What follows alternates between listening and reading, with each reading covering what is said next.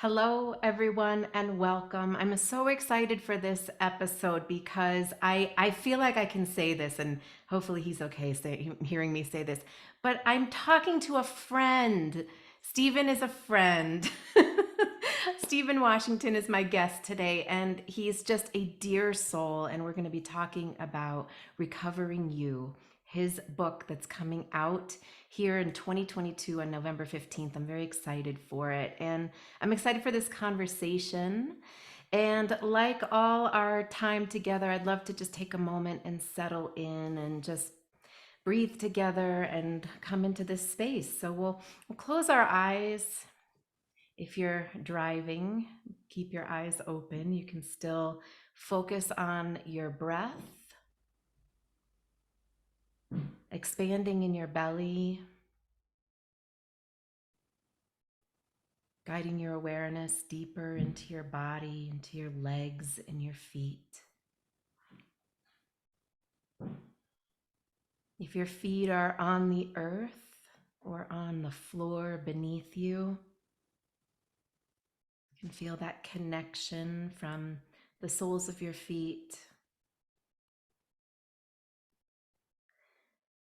making contact with the earth beneath you, and this sense of vitality, strength, power, earth, stability, rising up to touch the soles of your feet, nourishing your legs. And if you're reclined, you can still do the same. You can allow the soles of your feet to draw in life force, to bring stability and strength and presence to your legs. And then we'll also ask for a grounding cord from the sides of our hips and our low belly, low spine, extending deep into the earth, connecting to that same vital life force energy, that earth energy that grounds us here in our bodies, that supports us and connects us to power, strength, stability, trust, security from the earth. I pray that as we are grounded here, that our energy is here and present in this moment for this time together, where you will learn something, receive what you're here to receive. I pray that we're held in grace, that we're held in a frequency of divine connection and support. And I give thanks for this opportunity to be of service. I pray we have a blessed session. And Stephen, thank you so much for being here. And I pray that we all are held in this time together. Thank you, God. So be it, and so it is. So it is. So it is. Thank you, So, Wendy, yeah, absolutely. for this invite and for this moment of pause before we begin our conversation. I love that little moment to catch breath and to ground.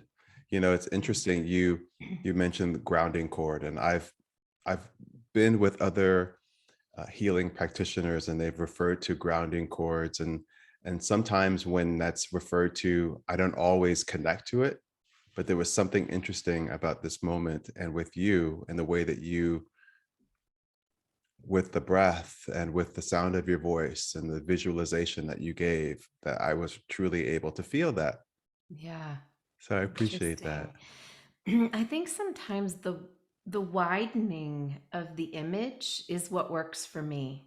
Yeah. That sense that the grounding cord is a wider pipeline into the earth. Mm. And you know what's interesting for me in reading your book actually is that I've dabbled in Qigong practices for years and several decades. And there was something about going into your practices in the book that felt like they had deeper meaning for me, given the format of the chapters, which I'm jumping ahead here. We'll say more about that, but just the flow into it. And so I think there is something here about the consciousness that we're approaching the practices through that do Yeah, make a difference. Absolutely. Yeah. Absolutely. Mm. So let's dive in. Okay. That sound I'm good? ready. I love talking to you. I love having Okay. and any time, any opportunity to spend time with you is I Ah, love it. shucks. Thanks, dude. I just eat it So, up.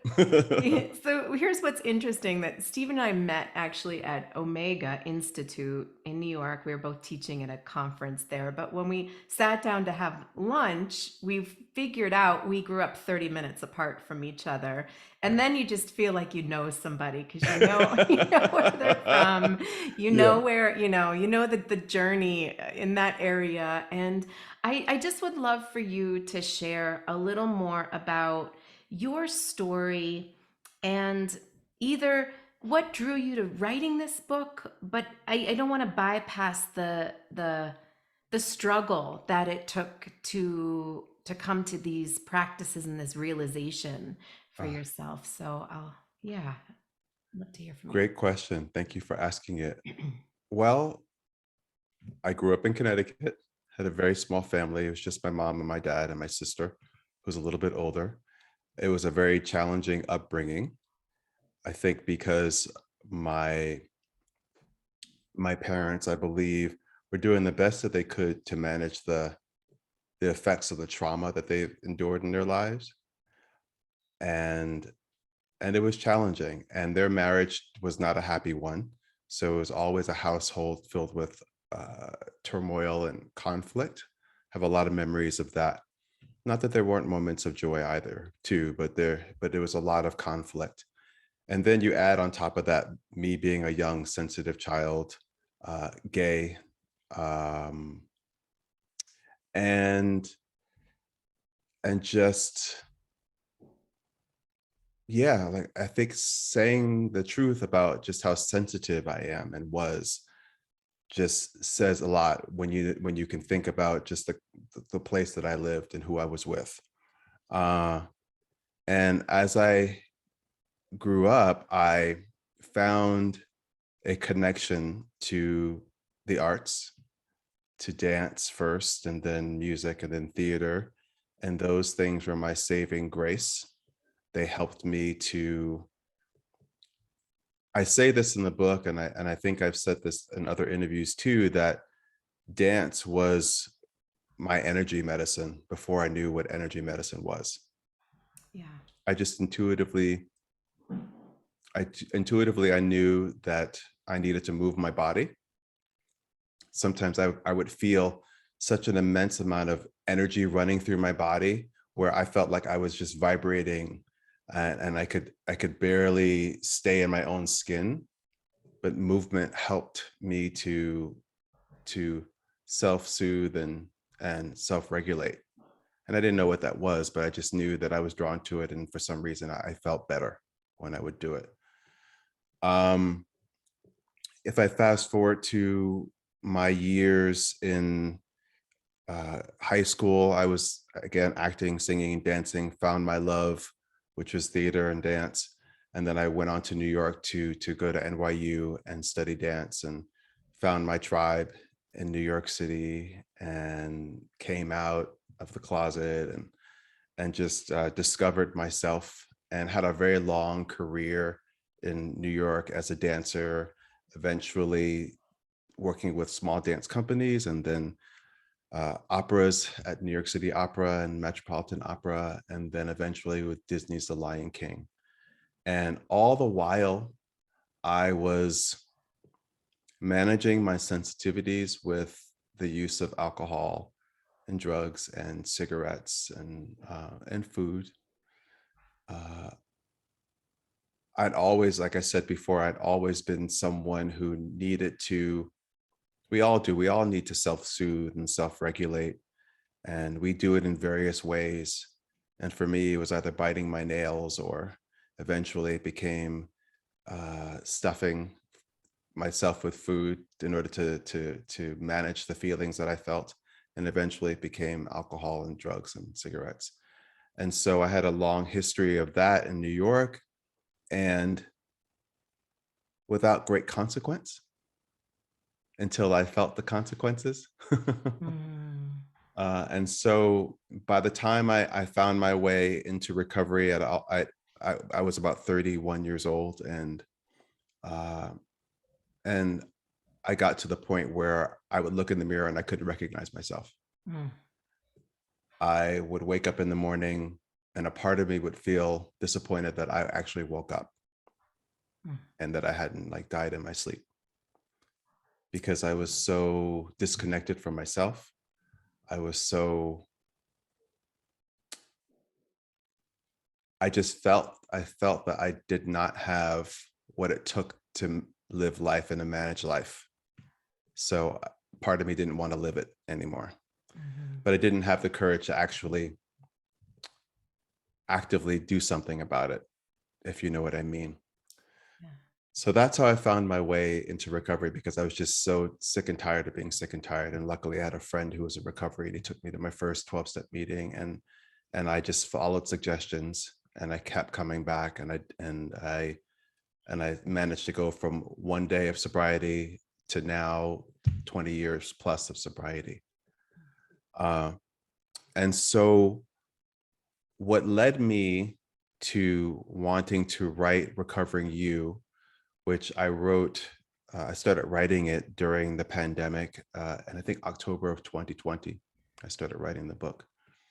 And the book is based on an online course that I created called Release, Recover, and Renew. And I created that course because I wanted to share some of the tools that helped me in sobriety, that helped me in my recovery. A lot of the tools that I share are things that I learned from sponsors, from therapists, from books that I've read, from my studies in Qigong and massage. And a lot of the practices are things that I wish I had when I got sober. I didn't find a lot of these practices until I was 10 years sober. And what led me to diving deeper into that was pain, emotional Mhm. pain, which I think is a great motivator for many of us. Yeah. So Recovering You was just something that I wanted to just share with people because I knew what it's done for me. These practices, especially the writing prompts in the book are really powerful, and it's a movement, somatic experience based healing practice. And I wanted people to have a little bit of what's helped me in my recovery, and to help them build a more conscious and joyous life, no matter where they are on their recovery journey, whether you're getting ready to get ready, or whether you're very new to recovery, or you've had some time. Mhm. I think it's for everyone, as well as those who love people who are in recovery or who are struggling with addiction, because ultimately it's about self-care. Yeah. And I think we all need to take good care of ourselves. And many of us don't take as good of doesn't we don't take care of ourselves as much as we could Mhm. or sometimes I've should. I've found, well, some of the self-care practices that are in here I was doing as I was reading the book, and they are some of them, like rubbing the feet, has been something I've done, but I actually didn't think of it as an act of self-care to the way that you had described it in here. And so there is a chapter that describes that massaging of your hands and your feet as a gesture of connection to yourself. And I just wanted to just back up for a second to say that um, we're talking about recovery, and for anybody who might feel like I don't relate to addiction, or this isn't really something I'm connected with, I just want to acknowledge a few things, because when I was reading the, like, I don't know that I would put myself in call myself an addict, or that I had addictive behaviors. But here's what I notice in myself when I was reading the book, and if anyone else relates to this, is that there is something that happens with the computer and with overworking and with technology nowadays, particularly more so post um, COVID, post pandemic, where we all were sort of forced into it. And that was our form of connection, is like, I've got to be in connection in this virtual way. My school is virtual, so I'm online all the time. Right. But there is something, and it's similar to what maybe you would have described with a drink, which is that with the computer, I can tell when I start to ignore my body, and I don't know if I'm hungry. I don't know if I need to eat or drink or run to the bathroom or do anything.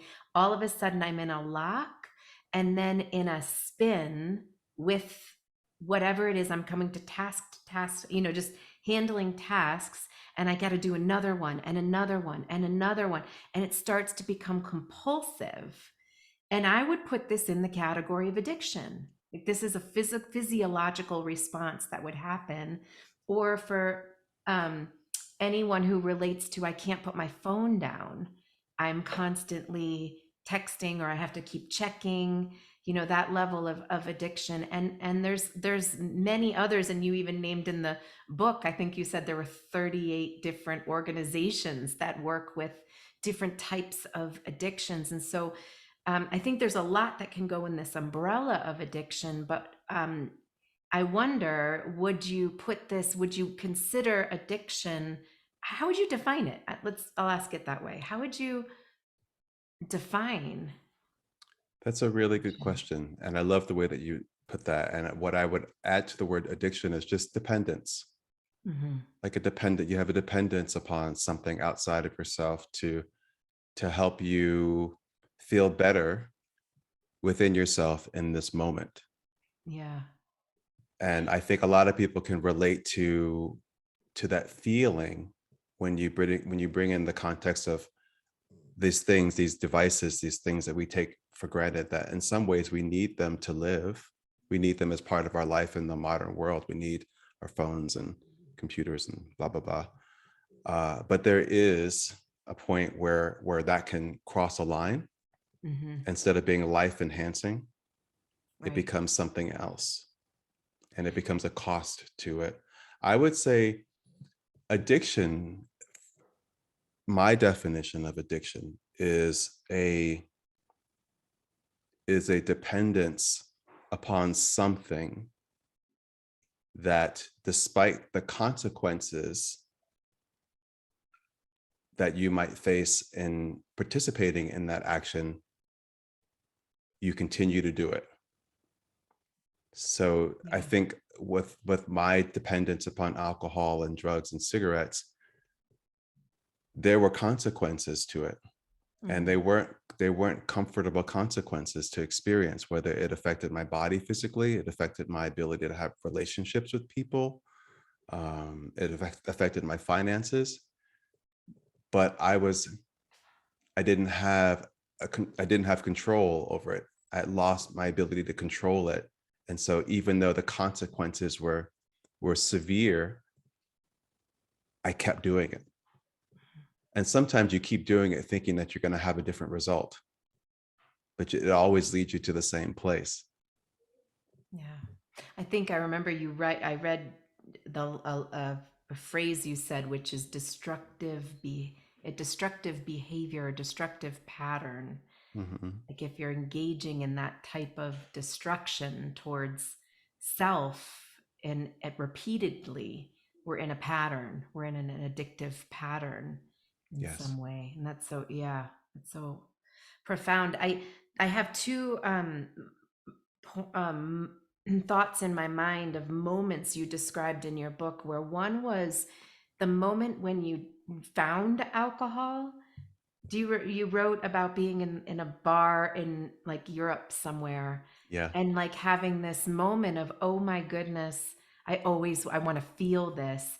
And then the moment you realized, like the moment you went to recovery, like it's my assumption would be that that moment of going into the alcohol as an addiction, or like just starting to drink to that level, was, I have to escape this pain, this level of trauma that you were in, and not really having perhaps the time at those tools for working with trauma.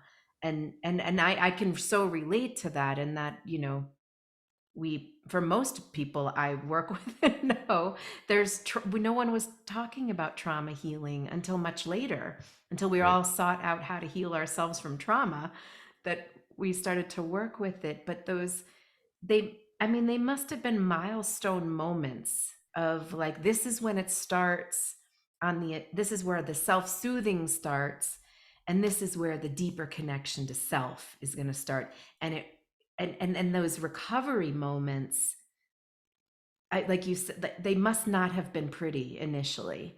They No. must have been challenging. And I know you talk about fear and shame, which I want to dive more into. So if can you say more about that recovery, like it's not a flip switch, when you choose recovery. And so what were you facing in the healing process, Hmm. coming out of moving towards in recovery? Yeah, great question. Thank you. I love that being reminded of that first drink. That first drunk, I was 15. I think I was 15. I was in Germany, in a little town, in a little village in Germany for a summer with my dance teacher at the time. Felicity Foote was her name.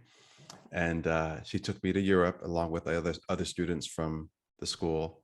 And we danced for like 2 weeks in Europe. My first time out of the country. It was a huge moment for me. It was Wow. incredible. It was me stepping out of my life, my family life, for 2 weeks.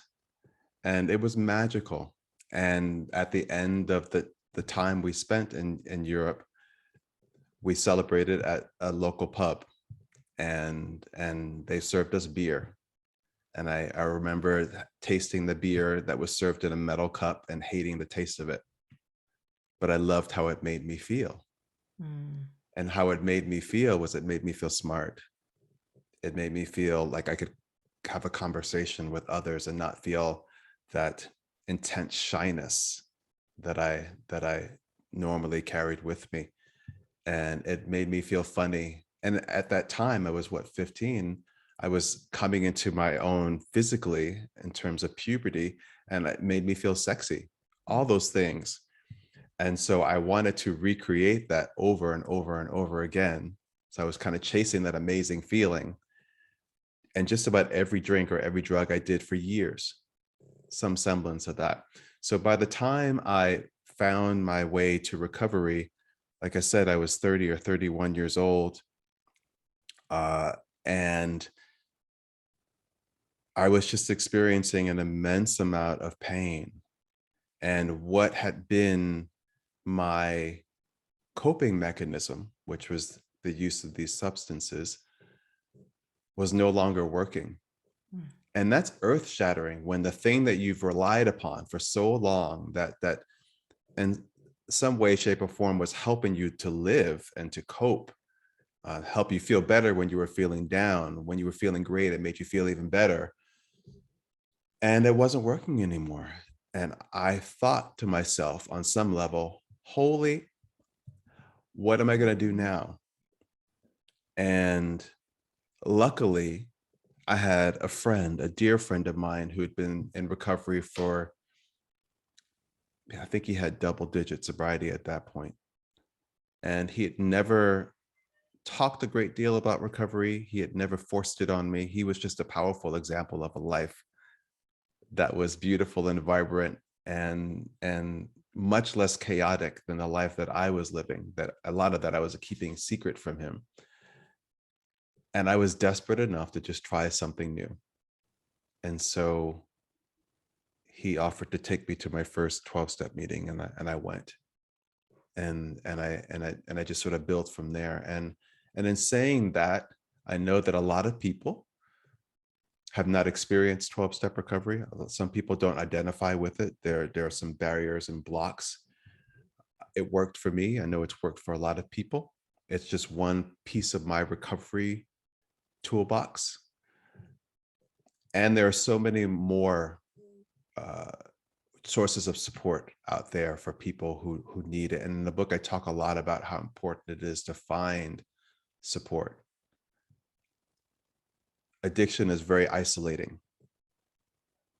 And recovery is very much about connection, connecting not only to yourself, but also to other people, letting other people know what's happening with you, allowing them to enter your life, to become a support, because we all need support. And when we have social support, it helps us to manage stress. And it's stressful living. And if you add addiction on top of that, it's even more stressful. Yeah. Wow. The process, one of the things that I know you talk about connection in the book, um, and I'm realizing too that when you are coming, when anyone is really coming out of addiction and through recovery, it sounds like, by what I was reading and what you're sharing, is that people are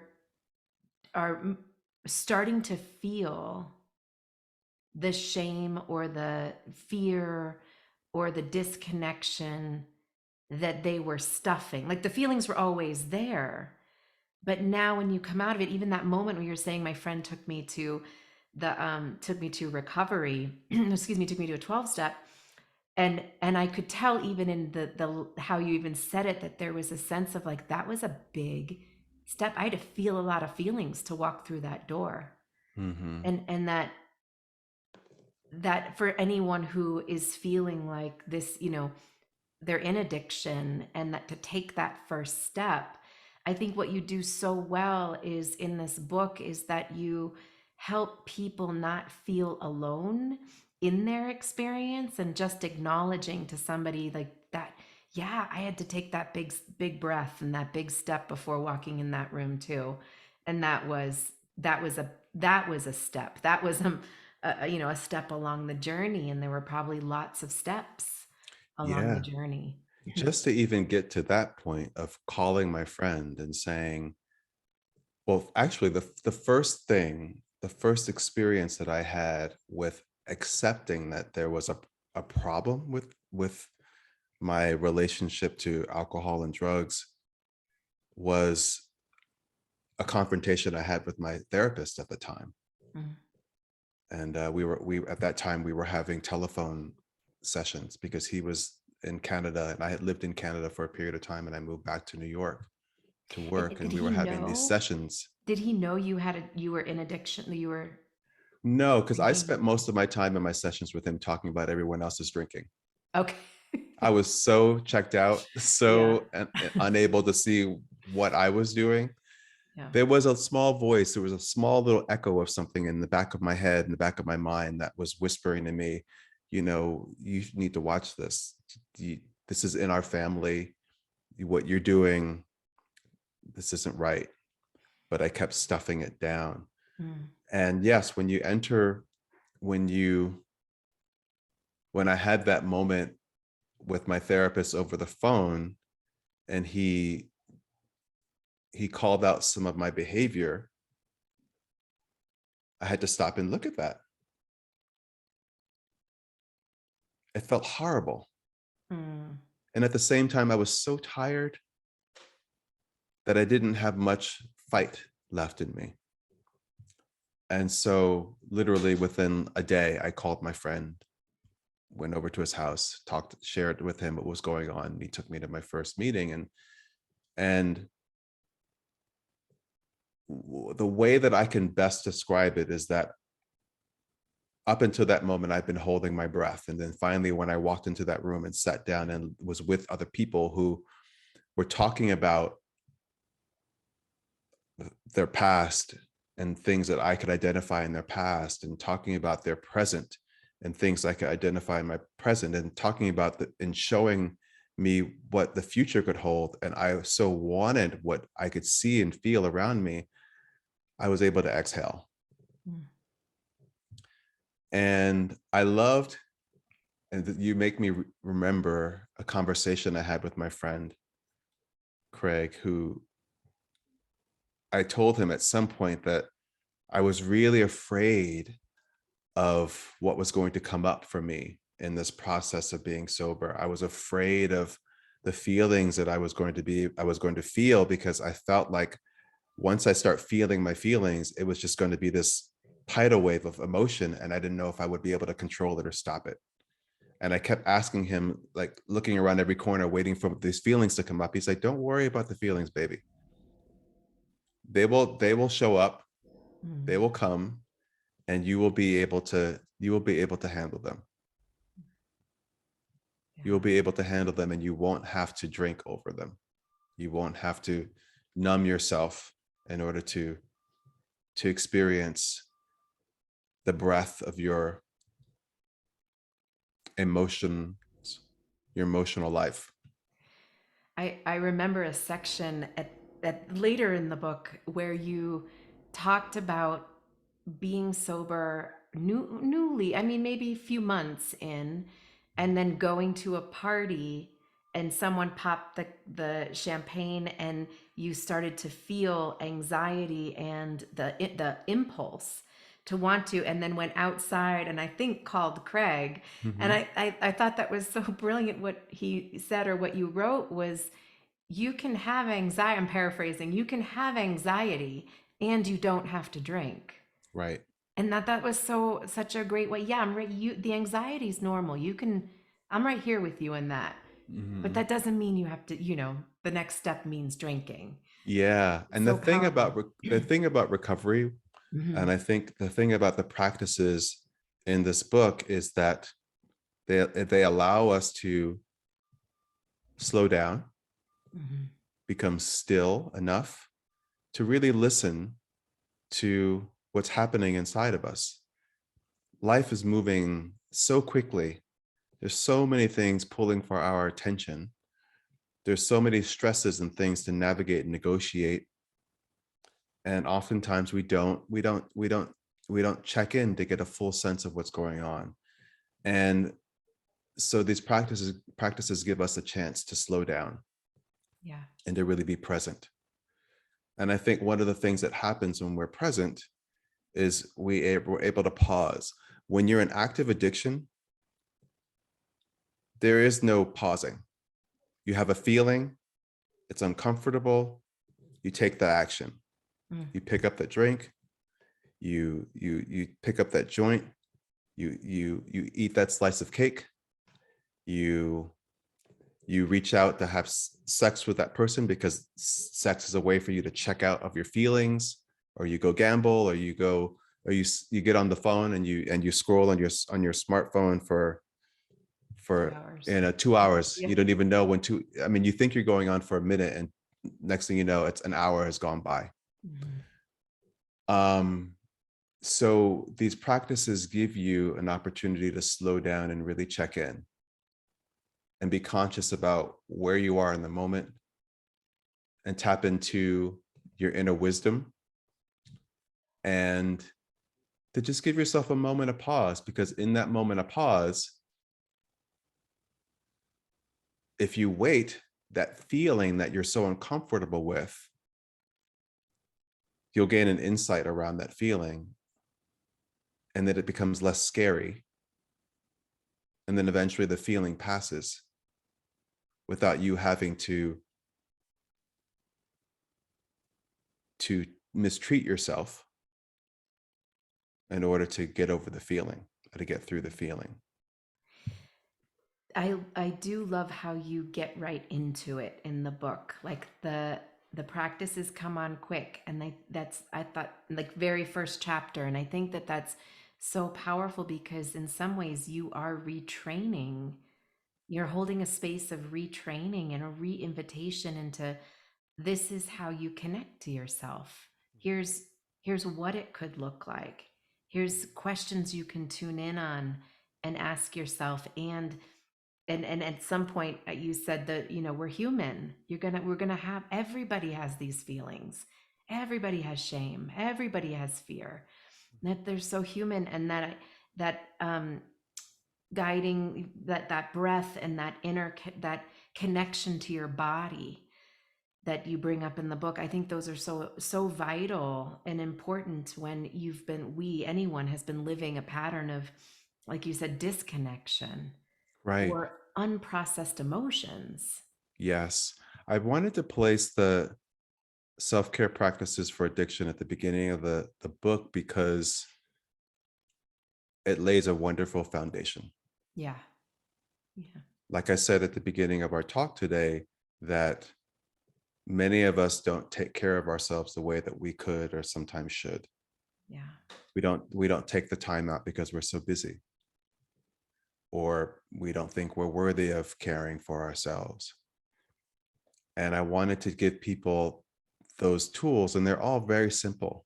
They're all very simple. And I talk Mhm. about how to create a self-care practice, especially if it's something that you're not accustomed to. And there is a simple way to do it and an incremental way to do it.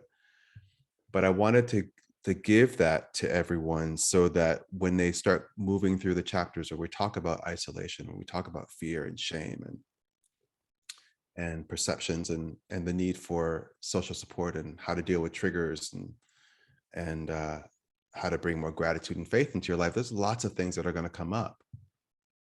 And these self-care practices are ways that you can self-soothe and self-regulate, because ultimately I think that that's what we're all trying to do when we engage in these activities that aren't healthy for us. That's what we're trying to do. Many of us, I don't think, are really conscious of that, but that's what it is. And I knew that that was something that was true, and I loved it when I read Gabor Mate's book about hungry ghosts, in the realm of hungry ghosts, and he talks about addiction, and that's essentially what he's talking about. That we're all having different responses to trauma, and for those of us who have a very sensitive or overly sensitive um, nervous system, that it's very easy for us to seek out ways to numb and check out and self-soothe, and and and we grab for whatever's there, whatever's quickest. um, and I wanted the self-care practices in the book to be just to be this container, to create this container for us to work from as we dive deeper into some of these challenging yet relevant topics related to addiction. Yeah. Yeah. I want to say just hear a few things about shame, if you can, just because it's coincides with trauma. I mean, it coincides with being human, but there is so shame can be a blanket. I like to describe it as a blanket over the stuff underneath. It's like, Mm.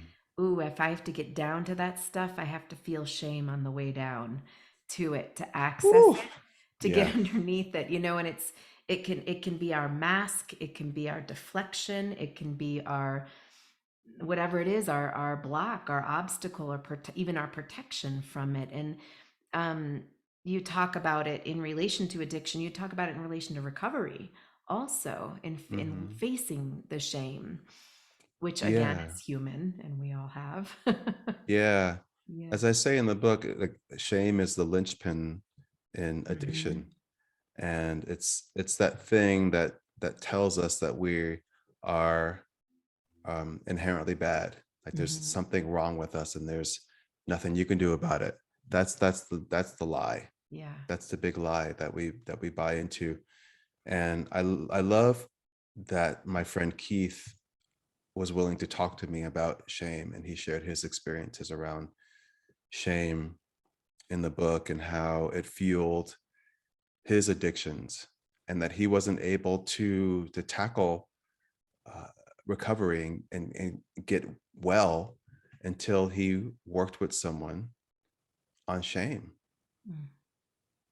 And that's been my experience as well.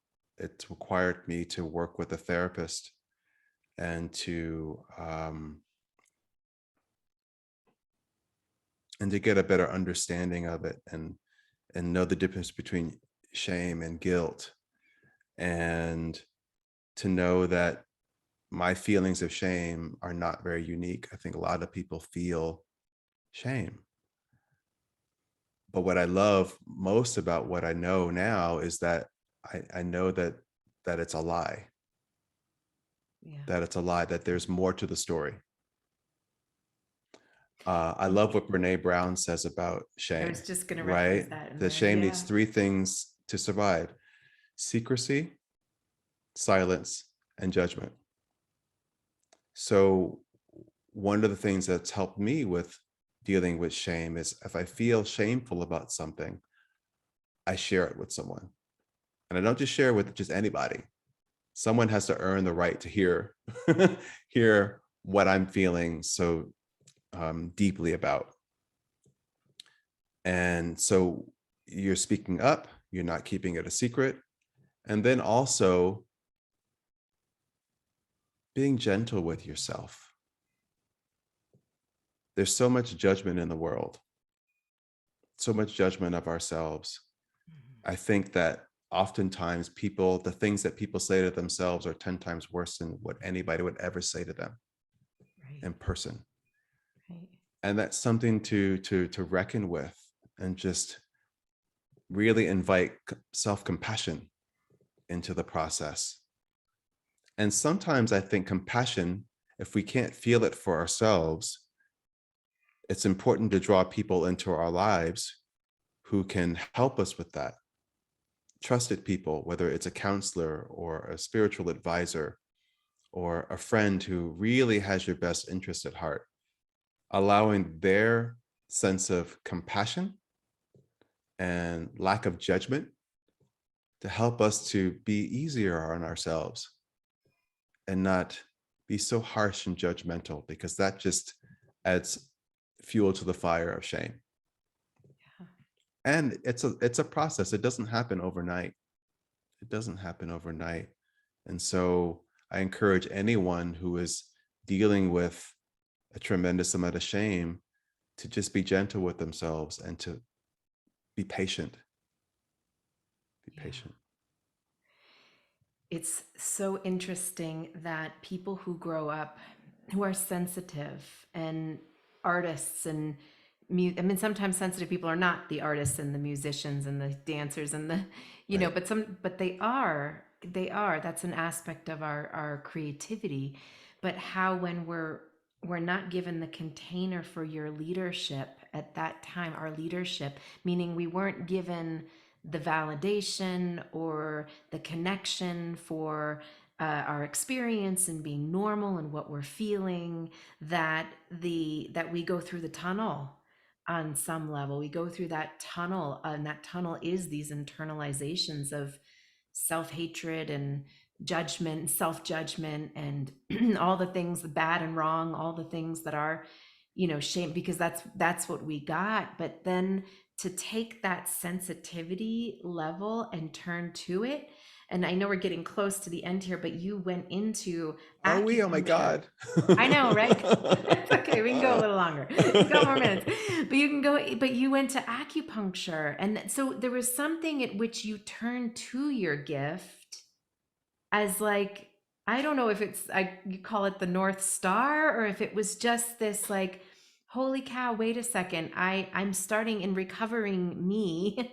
I'm starting to find me. And you mentioned, like, faith and, God, but whatever word works for whoever. Mhm. Just find that sense of faith and that draw towards, where sensitivity can now move more towards leadership in terms of guiding people to their sensitivity that they might have had to suppress or go through the tunnel Mm. in, if this makes sense. Yes, it But does. yeah, Mhm. so it sounds like even in this pivot, you went towards energy medicine, you went towards energy healing, you went towards your version of it, to be able to probably speak a language to people that they know it, that energy works in, that's always been there, that's always been their experience. They just didn't have the container or the permission or the conditioning to ever feel like that was safe. Yeah. It's interesting that you say that. You're bringing back so many memories of when I was living in New York and teaching Pilates Mm. and wanting to do something different, add to my toolbox. And I was always thinking about what it could do for other people, but I didn't really consider what the process of learning Chinese medicine when I went to school for a period of time, and then massage. I never realized what it was going to do for me, how it Yeah. was going to heal and change me. Mm-hmm. And then I could take that and then share it with others. But I didn't think that. I was just thinking very, well, I'll learn this, then I can share it with my clients, and then I could have this title, and then I could potentially earn more money and all those things, very practical. Yeah. But underneath it all, what's underneath all that is what really matters. And then everything else just works itself out. Uh, but these practices, like I didn't know that I was going to get as much as I got by giving up everything in New York and moving to California and working towards getting into a master's program for Chinese medicine, and to go through that process, which was incredibly difficult and incredibly challenging, where I almost lost my sobriety over it.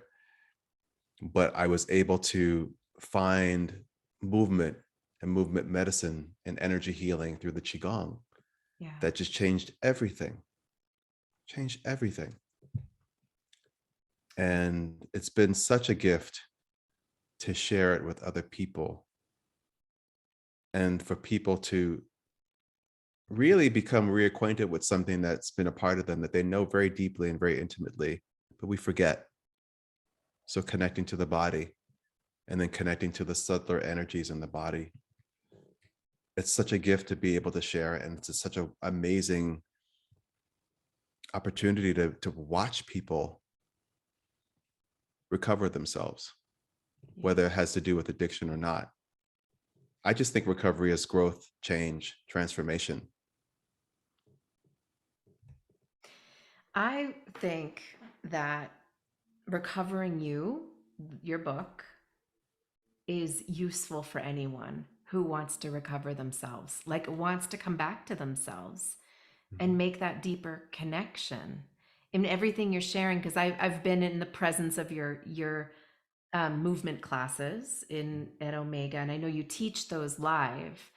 And in many ways, you're like an inspiration because you embody so much of what you embody your practice. You embody it, exudes from you, your beliefs, your faith, your flow, the prana, it moves through your system, and you offer that to people online. I know you have a website and a portal and all of that, right?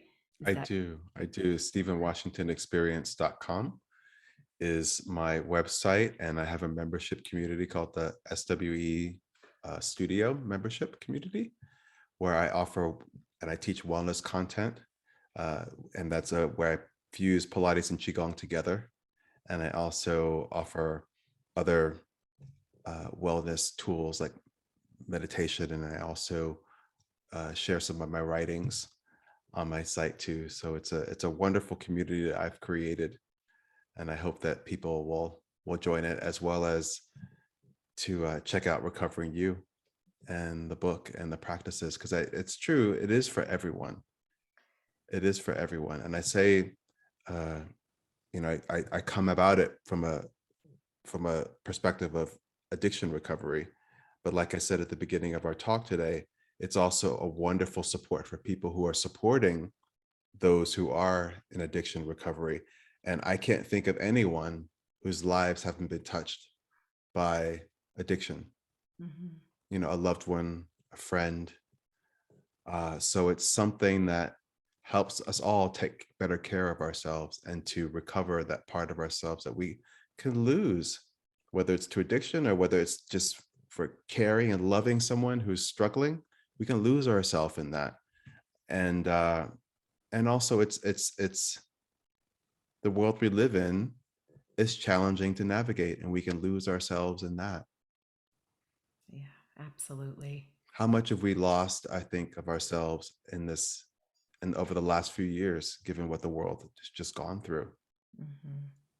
And this work is a wonderful opportunity to reconnect with yourself at a very deep level, in a way that's very loving and gentle.